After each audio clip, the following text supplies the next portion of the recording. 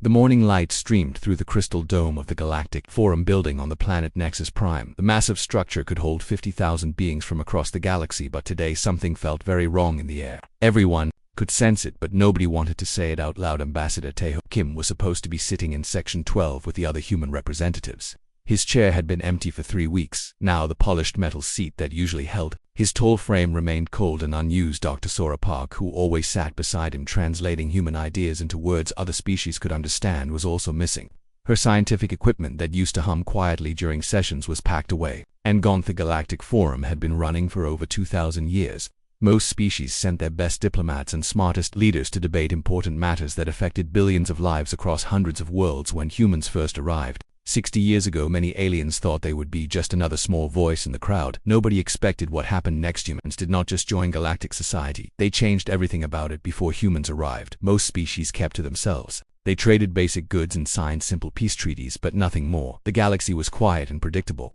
Each species stayed in their own part of space and followed the same old rules that had existed for centuries. Then humans showed up with their strange ideas and weird ways of thinking. Captain Ginwoo Lee had been the first human to land on an alien world. He stepped out of his small ship on the trading planet Velos Prime and immediately started asking questions that made everyone uncomfortable. Why were the workers in the mines paid so little? Why did the rich aliens live in floating cities while poor ones stayed underground? Why did some species get better medical care than others? Most aliens had never thought about these things before. The way society worked was just the way it had always worked. Nobody questioned it, nobody complained. Everyone accepted their place and stayed quiet. But humans never stayed quiet about anything. Daminsu Wong arrived next with a team of scientists who wanted to study how different species could work together.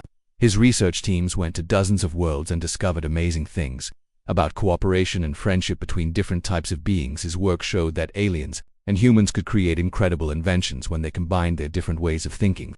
Then came the artists and musicians. Hyjin Choi was a singer who performed on stage in front of audiences of strange creatures with tentacles and multiple eyes. Her music made them cry tears they did not know they could shed. Yujin Oh wrote stories that became bestsellers on worlds where nobody had heard of poetry before. His books taught aliens about emotions they had never experienced. Food came next. Korean restaurants opened on trading stations across the galaxy. Aliens discovered spicy kimchi and savory bulgogi dishes that made their taste senses explode with new flavors.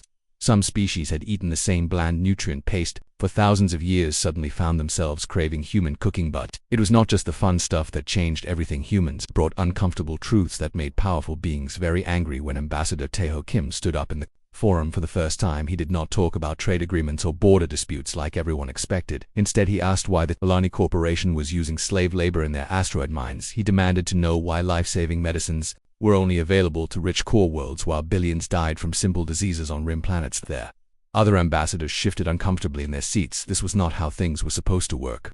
The forum was meant for polite discussions about shipping routes and tax policies. Nobody was supposed to mention slavery or inequality or suffering. Ambassador Kolran of the hegemony stood up with his forearms crossed over his chest. He was one of the most powerful beings in the galaxy, and he did not like these new human questions at all. The hegemony controlled mining operations on 300 worlds.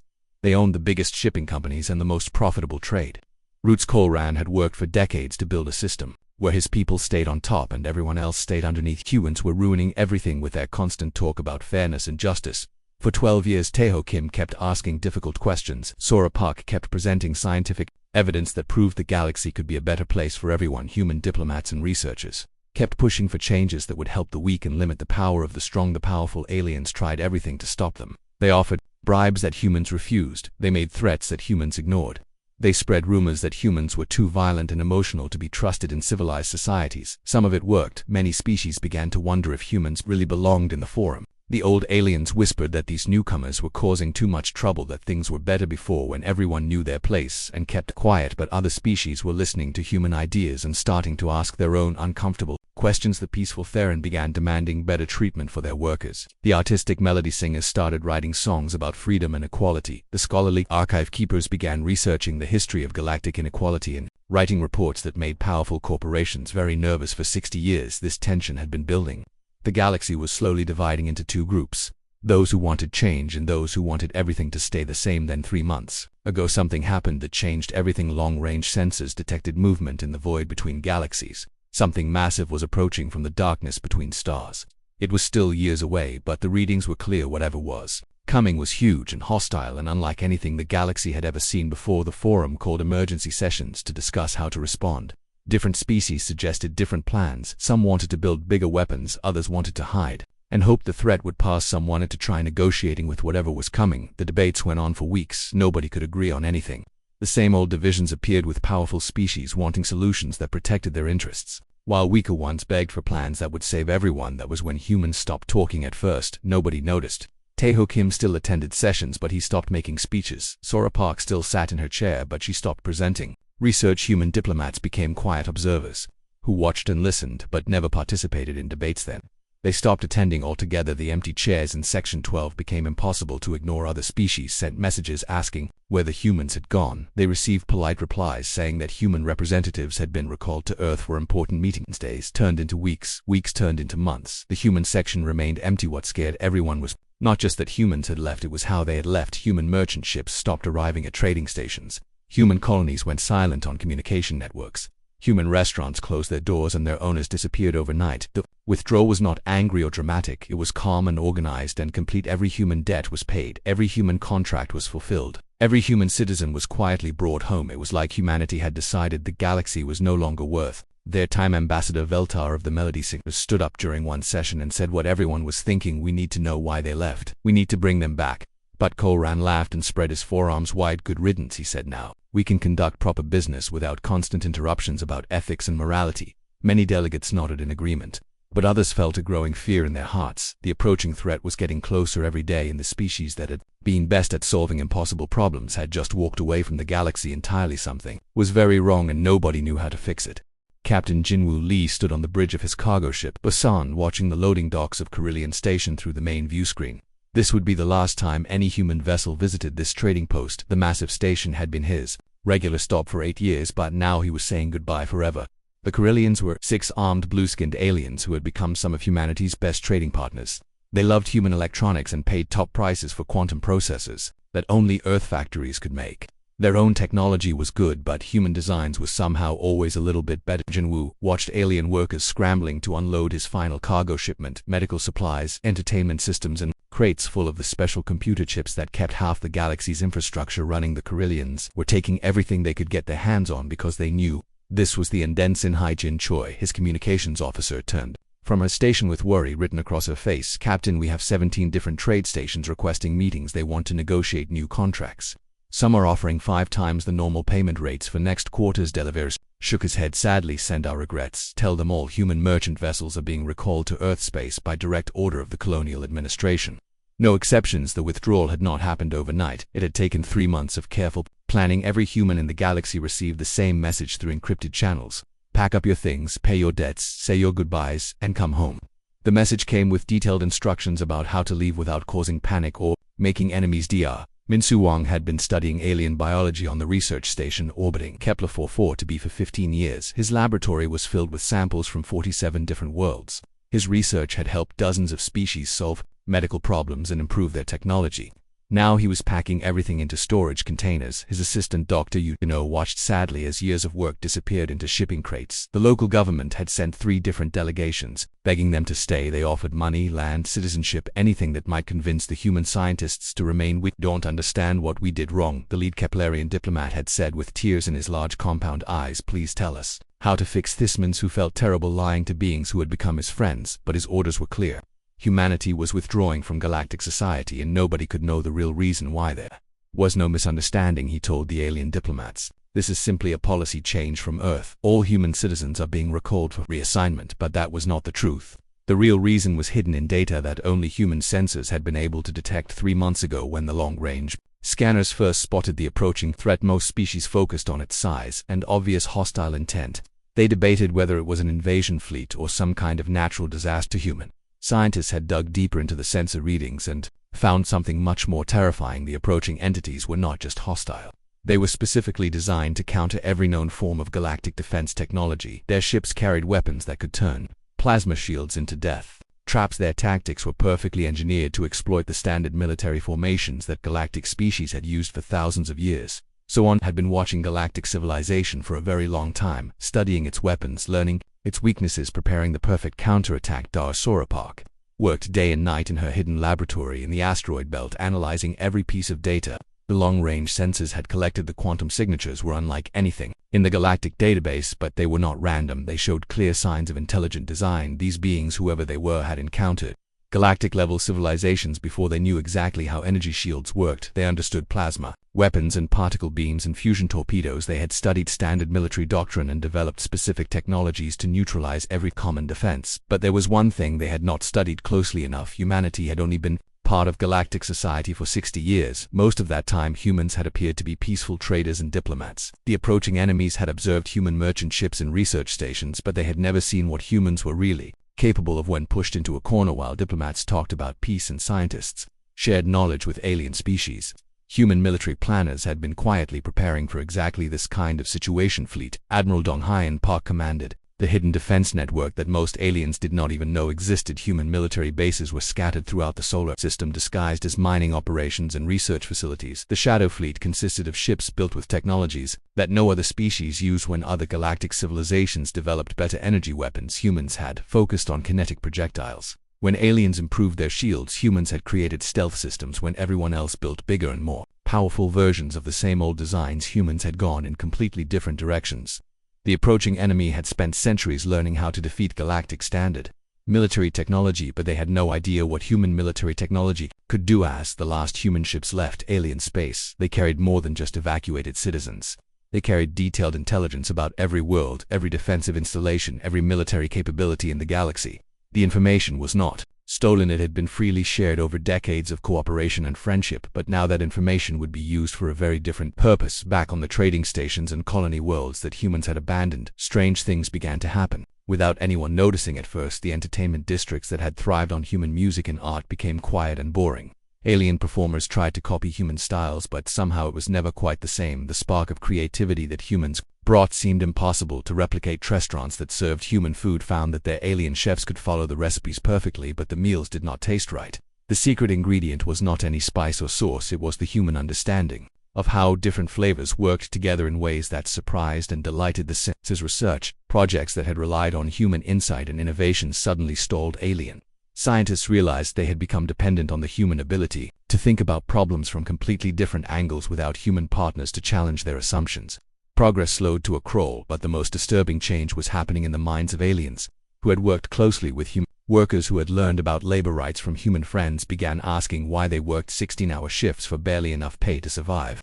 Melody singer artists who had collaborated with human musicians started writing songs about freedom and justice that made their government very uncomfortable. Archive keeper scholars who had studied human history began researching their own species past and discovering uncomfortable truths about inequality and oppression. The human influence had planted seeds of change that continued growing even after humanity itself had withdrawn from galactic society. Ambassador Koran tried to maintain his confident facade during forum sessions, but privately he was becoming worried. The hegemony's economy depended heavily on human quantum processes, and their own engineers could not figure out how to manufacture them. Every attempt at reverse engineering had failed. Trade routes that had relied on human shipping companies were collapsing. Resource distribution networks that humans had helped optimize were breaking down. Medical supply chains that brought life-saving drugs to outer rim worlds had stopped functioning. The galaxy was discovering just how much it had come to depend on human innovation and efficiency. In the 60 years since first contact, as reports came in from across known space, the pattern became impossible to ignore. Everywhere humans had been involved, things were starting to fall apart, not dramatically or immediately, but steadily and inevitably, like a machine slowly grinding to a halt when crucial parts were removed. And still the threat from beyond the galaxy continued approaching, growing larger and more menacing with each passing day. The forum held emergency session after emergency session, but without human representatives to ask uncomfortable questions and propose unconventional solutions. The debates went in circles. Everyone agreed something needed to be done, but nobody could agree on what. Ambassador Velt of the Melody Singers finally voiced what many delegates were thinking. We made a terrible mistake. We drove away the one species that might have been able to help us face this crisis, but it was too late. The human chairs remained empty, and the galaxy faced its greatest threat in millennia without the allies who had become its conscience, its creativity, and its hope for a better future. Fleet Admiral Donghyun Park stood in the war room deep beneath the surface of Lunar Base, staring at holographic displays that showed the real extent of humanity's military preparations. The screens revealed defensive platforms hidden in asteroid fields, stealth ships drifting in the darkness between planets, and weapon systems that no alien species had ever imagined. For 60 years, while human diplomats spoke about peace and cooperation in the Galactic Forum, military engineers had been building a shadow defense network that could protect not just Earth but the entire galaxy. The project had been so secret that most humans did not even know it existed. Commander Subin Kim, his chief intelligence officer, pointed to different sections of the three-dimensional star map. Sir, all defensive platforms are online and hidden. The enemy will detect our standard military installations immediately, but they have no idea about the real network the standard installations were meant to be. That found they were built using galactic technology that the approaching enemy would recognize and know how to counter. When the invasion began, those bases would draw enemy attention while the real defenses remained invisible. Admiral Park had studied every great military victory in human history. The pattern was always the same.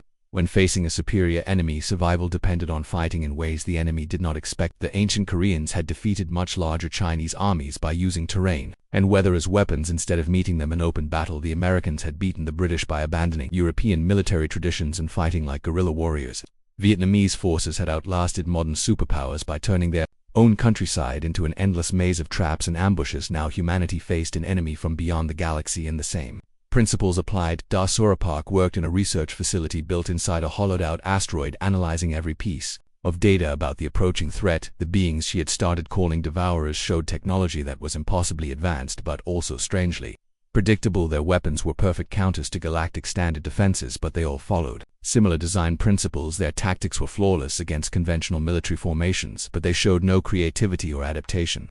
Their technology was superior, but it was also rigid and inflexible. The Devourers had clearly encountered galactic-level civilizations before. Probably many times they had refined their techniques across multiple conquests, learning exactly how to break apart planetary defenses, process entire worlds into resources, and eliminate populations with maximum efficiency. But they had only observed humanity for 60 years, and most of that observation had focused on human civilian activities. They had watched human merchants trading goods. They had seen human scientists sharing research. They had observed human artists performing for alien audiences. They knew humans could be emotional and unpredictable, but they had no data about human military capabilities. That was humanity's greatest advantage. Captain Wu Jin Nam commanded the stealth destroyer Kinchin as it drifted silently through the Kuiper Belt. The ship looked nothing like standard galactic military vessels. Instead of energy shields, it had layered armor designed to absorb and deflect impacts. Instead of plasma cannons, it carried kinetic railguns that fired solid metal projectiles at incredible speeds. Instead of quantum communicators that could be intercepted, it used old-fashioned radio signals that were almost impossible to detect. Every system on the ship was built using principles that galactic civilization had abandoned centuries ago as primitive and inefficient. But primitive technology had advantages that advanced aliens had forgotten. Aliens had forgotten mergy weapons could be countered by better shields. Plasma beams could be deflected by magnetic fields. Quantum torpedoes could be jammed by interference generators. But a chunk of tungsten traveling at 12% of light speed was just physics in motion. Nothing could stop it except getting out of the way. Nam had trained his crew using tactics that no galactic military academy taught. They practiced hit-and-run attacks, stealth insertions behind enemy lines, and psychological warfare designed to create fear and confusion. Most importantly, they had learned to think like humans instead of like proper galactic soldiers. The galaxy had rules about honorable combat and civilized warfare. Battles were supposed to follow established patterns with clear objectives and predictable outcomes. Military engagements that happened between organized fleets using recognized formations and standard protocols. Humans had never cared about fighting fair. While Admiral Park coordinated the secret military build-up, civilian authorities struggled with a different problem. The withdrawal from galactic society was causing exactly the kind of economic collapse they had predicted. Without human shipping companies, trade routes were failing.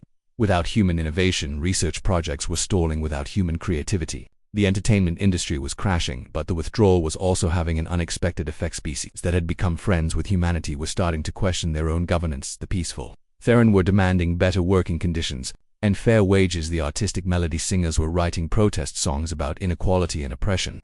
The scholarly archive keepers were publishing research that exposed corruption in corporate and government systems. The human influence was spreading faster than any virus. Ambassador Colran tried to maintain control in the forum, but his authority was slipping. Every day brought new reports of unrest on hegemony. World's workers were organizing strikes.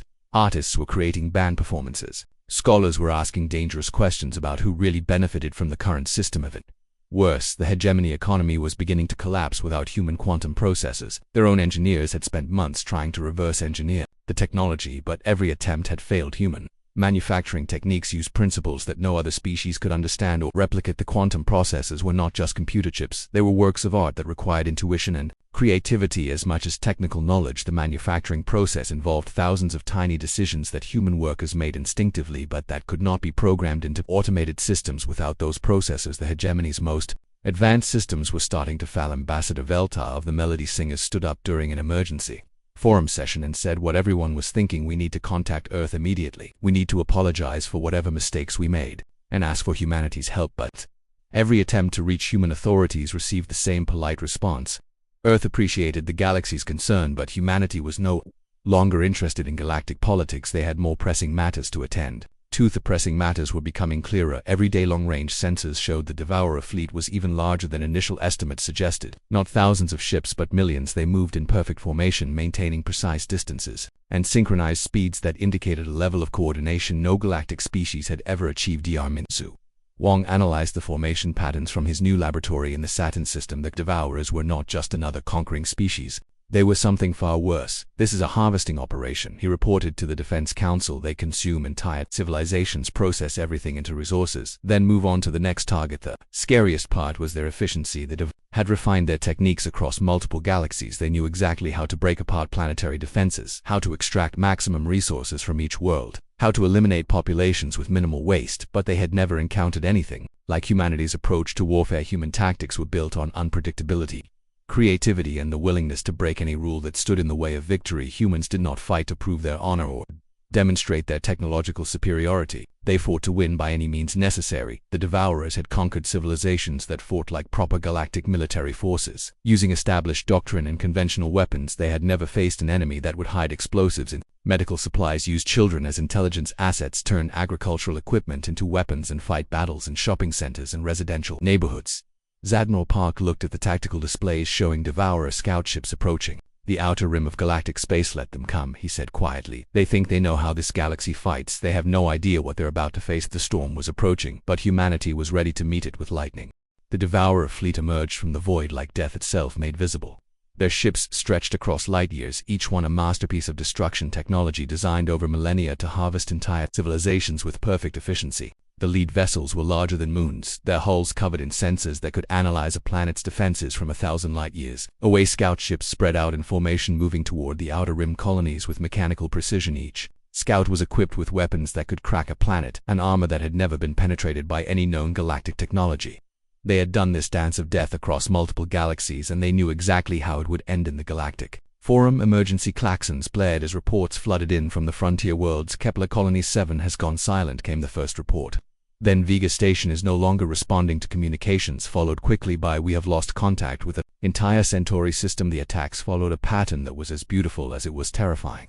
Overwhelming force applied with surgical precision, followed by systematic harvesting of everything useful. Entire worlds were stripped down to their core elements within hours, leaving behind empty husks that drifted through space like cosmic tombstones. Ambassador Velta stood before the forum assembly with tears streaming down her face as she read casualty reports: 17 colonies destroyed. In the first wave, 1 billion beings dead or missing. 30 star systems completely harvested. The forum's combined defense fleet scrambled to respond. Admiral Zeknor of the Hegemony took command of 3,000 ships representing the most advanced military technology. The galaxy could field energy shields that could deflect stellar radiation, plasma weapons that could melt asteroids, quantum torpedoes that could punch through planetary crusts. They met the Devourer advance force at the edge of the Orion sector, confident that superior numbers and defensive positioning would carry the day. The battle lasted exactly 17 minutes. Every tactic the galactic forces used had been perfectly anticipated. Every weapon they fired was countered by defenses that seemed designed specifically to neutralize that exact type of attack. Energy shields became death traps that amplified Devourer weapons instead of blocking them. Plasma cannons fired harmlessly against adaptive armor that absorbed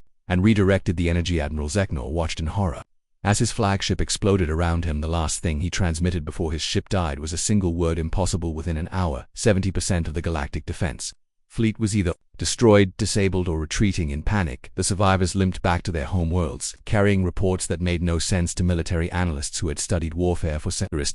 Devourers were not just superior, they were playing by completely different rules. That was when the real war began. Captain Wu Jin Nam watched the destruction of the Galactic fleet from his position hidden in the debris field of a destroyed asteroid mining station. His stealth ship, Inchin, had been waiting for this moment for months now. He commanded his crew with the calm voice of someone who had trained his entire life for exactly this situation. Target the largest command ship. Remember, we are not trying to win a fair fight. We are trying to cause maximum confusion with minimum risk. The engine railgun fired, sending a tungsten rod through space at 12% of light speed. The projectile had no energy signature, no heat trail, no quantum resonance that the Devourer's sophisticated sensors could detect. It was just a piece of metal moving very fast. It punched through the command ship's hull like a bullet through paper. The impact released energy equivalent to a nuclear weapon, but because it was purely kinetic, the enemy's energy-based defenses were useless against it. The command ship reeled as internal explosions tore through systems that had never been designed to handle that kind of damage. Before the Devourers could locate the source of the attack, 6 more human ships decloaked around them. Railguns, plasma cutters, and chemical explosive missiles struck the enemy formation from different angles, creating chaos and confusion. Then the human ships vanished back into stealth mode before the enemy could respond. For the first time in centuries, Devourer formations wavered. Colonel Union Yun led her ground assault team through the ruins of New Sol Colony on Kepler 442b. The Devourers had begun their harvesting operation here, turning the once beautiful city into a processing center where captured civilians were sorted and prepared for transport. As soldiers moved through the rubble like ghosts,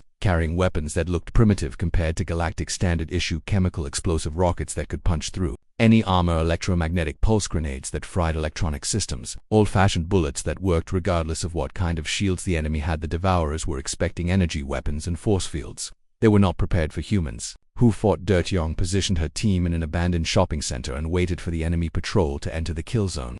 When the Devourers moved through the main entrance, they found what looked like a normal human defensive position, with standard cover and predictable firing angles. What they did not expect was the network of tunnels Yuning's team dug through the building's foundation, or the explosive charges hidden in every storefront, or the snipers positioned in locations that violated every rule of proper military tactics. The battle lasted 6 hours and ended with the complete destruction of the Devourer ground force. More importantly, it proved that the seemingly unstoppable enemy could be stopped by beings who refused to fight by established rules. Word of the victory spread through underground communication networks faster than official military channels could carry it. Diasora Park broadcast a tactical analysis from her mobile research station showing how human forces had achieved the impossible. The key was not superior technology or greater numbers, but the willingness to abandon conventional thinking. The Devourers are perfect at countering known tactics, she explained. They have studied Galactic military doctrine for millennia and developed specific countermeasures for every standard approach, but they have never encountered forces that fight without doctrine, that improvise solutions in real time, that turn every rule of warfare upside down. Human forces were already adapting the lessons from Kepler 442b. Captain Jin Wu Li converted his merchant vessel into a weapons platform using nothing but spare parts and human ingenuity.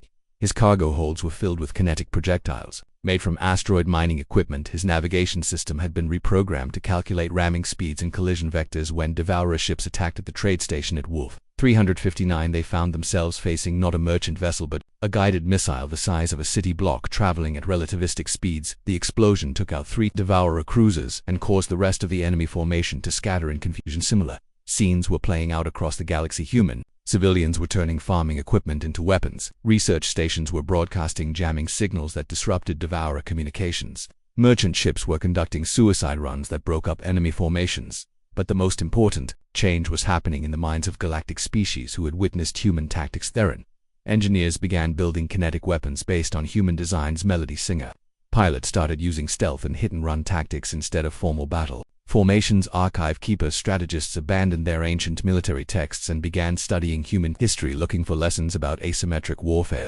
The galaxy was learning that sometimes the best way to fight an unstoppable force was to become an unpredictable one. Admiral Donghain Park coordinated the growing resistance from his command center, watching as species across the galaxy adapted human methods to their own capabilities. They are learning, he told his staff. The Devourers expected to face the same kind of opposition they have always encountered, but we are teaching the galaxy how to fight like humans. The war was far from over, but the outcome was no longer certain. For the first time in their existence, the Devourers were experiencing something they had never felt before: fear of an enemy they could not understand, predict, or counter. The galaxy had found its teeth, and they were sharp enough to bite back. Admiral Donghyun Park stood in the command center of the hidden base, watching tactical displays that showed the greatest battle in galactic history unfolding across 3 star systems. Reports flooded in from every corner of known space as the war between the Devourers and the combined galactic resistance reached its climax. Commander Subin Kim announced, "We are receiving communication requests from 417 different governments. They are asking for military advisors, weapon specifications, tactical training manuals, everything we offered them 60 years ago that they called too primitive to be useful." Park smiled grimly, and the expression was not pleasant to see. "Send response teams to every world that requests help. Every species, every colony, every space station that wants to fight back gets everything they need. No political conditions, no trade agreements, no diplomatic requirements. We share all our knowledge freely." This had been humanity's plan from the very beginning, not to fight the Devourers alone, but to transform galactic civilization into something capable of defending itself. The withdrawal from the Forum had never been abandonment. It had been preparation time to build the weapons and train the soldiers that would be needed when the real war began. The transformation was already visible across the galaxy in Theron Prime. The peaceful mining species had converted their industrial equipment into weapons factories. The same machines that had extracted minerals from asteroids now produced kinetic projectiles and chemical explosives. Theron workers who had never touched a weapon in their lives were learning to fight. Like human guerrilla warriors, the melody singers had turned their natural ability to coordinate sound into a devastating military advantage. Their ships moved in perfect harmony, using acoustic signals that no enemy could intercept or jam. When Devourer forces tried to engage them, they found themselves facing fleets that moved like living music, impossible to predict or counter. The Archive Keepers had become the galaxy's new intelligence network. Their vast libraries and research facilities were being used to analyze Devourer tactics and develop countermeasures. Every battle, every engagement, every small victory was recorded and studied and shared with resistance forces. Across known space, Diosora Park had finally solved the greatest mystery of all. Working from her mobile laboratory, she had cracked the quantum encryption that protected Devourer communications. What she discovered was more terrifying than anyone had imagined. The Devourers were not just another species, they were the remnants of a galaxy that had faced this same threat millennia. They had been consumed, processed, and repurposed into the very weapon that destroyed their civilization. It is a cycle she broadcast to every world in the galaxy. They harvest a civilization, turn its people into more Devourers, then move on to consume the next galaxy. They have done this countless times across the universe, but the cycle can be broken if the target fights in ways they have never encountered before. The revelation changed everything. Species that had been fighting to protect their homes suddenly understood they were fighting for the survival of free will itself. The Devourers were not just conquering worlds, they were turning entire civilizations into extensions of their own collective consciousness. But they had never encountered a galaxy that fought back with human creativity and stubbornness. The turning point came at the Battle of Centauri Prime. 300 ships from 50 different species faced off against a Devourer battle group that outnumbered them 10-1, but these were not the same alien forces that had been destroyed in the early battles.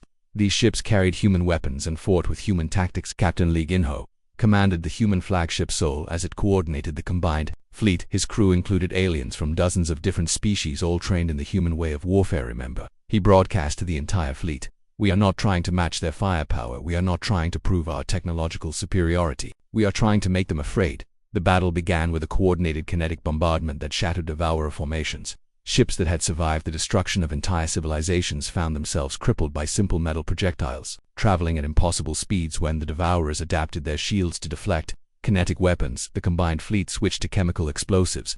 When they countered the explosives, the attackers used biological weapons. When they developed immunity to biological agents, the fleet abandoned weapons entirely and started ramming enemy ships. The Devourers had never faced an enemy that changed tactics faster than they could adapt. For 18 hours the battle raged across the Centauri system. Ships from both sides died in the thousands, but something unprecedented was happening. The Devourer fleet was retreating. Admiral Park watched the tactical displays with amazement. "They are running," he said quietly. "For the first time in their existence, they are afraid." The victory at Centauri Prime sent shockwaves across the galaxy. News of the Devourer retreat spread faster than light itself, and everywhere it reached, new resistance cells for midden worlds that had been conquered weeks earlier. Civilian populations began fighting back using human tactics. Captured weapons were turned against their former owners. Industrial facilities were sabotaged from within. Communication networks were used to spread disinformation and coordinate guerrilla attacks. The Devourers found themselves fighting not just military forces but entire civilizations that had learned to think like humans. Ambassador Taeho Kim returned to his seat in the reconvened Galactic Forum, but the chamber was very different now. The polite debates about trade agreements and territorial disputes had been replaced by urgent coordination meetings for the resistance war efforts. The Forum had become a military command center. Representatives who had once dismissed Humans as too primitive now studied human tactical manuals with desperate intensity. Species that had avoided contact with Earth for decades were sending delegations to learn about human methods of unconventional warfare. The galaxy was discovering that sometimes the greatest strength came not from advanced technology or ancient wisdom but from the simple refusal to accept that any enemy was truly unstoppable. Dr. Minsu Wang established training centers on 100 different worlds teaching alien species how to fight like humans. The curriculum included lessons that no military academy had ever offered. How to turn civilian infrastructure into weapons, how to use an enemy's own technology against them, how to maintain morale when facing impossible odds. But the most important lesson was the hardest one to teach: humans fight to win, he explained to a class of mixed alien officers. We do not fight to prove honor or demonstrate superiority. We fight because we refuse to lose. When everything else fails, we find a way to keep fighting. The war against the Devourers continued for 3 more years, but the outcome was no longer in doubt. Every month brought new victories as galactic forces mastered human tactics. Every engagement taught new lessons about fighting an enemy that seemed unstoppable. Every small success inspired 10 more resistant cells to form. The Devourers began a systematic retreat toward the galactic rim. Their perfect formations became scattered and defensive. Their harvesting operations turned into desperate attempts to gather resources for the long journey to the next galaxy. But they would not be making that journey. Human deep space monitoring stations detected the final battle 3 light-years beyond the galactic edge. The Devourer fleet had been reduced to a few thousand ships fleeing toward the void between galaxies. They were being pursued by an armada of vessels from every species in the galaxy. The last transmission from the pursuit fleet came from Captain Wujin Nam aboard the Indus. Is for every world you destroyed, every life you harvested, every civilization you turned into monsters like yourselves. The explosion was visible from observation posts throughout the outer rim. The Devourer fleet was gone. The galaxy was free, but more importantly, the galaxy was changed forever. The Forum continued to meet, but now it focused on sharing human innovations with every species that wanted them. The old hierarchies based on technological superiority and ancient bloodlines were replaced by new alliances based on cooperation and mutual respect. Species that had been enemies for millennia found common ground in the human concepts of fairness and justice. Worlds that had been ignored by the galactic community were welcomed as equals. The galaxy had learned the most important lesson humanity could teach: that any problem could be solved, any enemy could be defeated, any impossible situation could be overcome if you were willing to think differently, fight creatively, and never give up. The human way had become the galactic way, and the universe was a better place for it.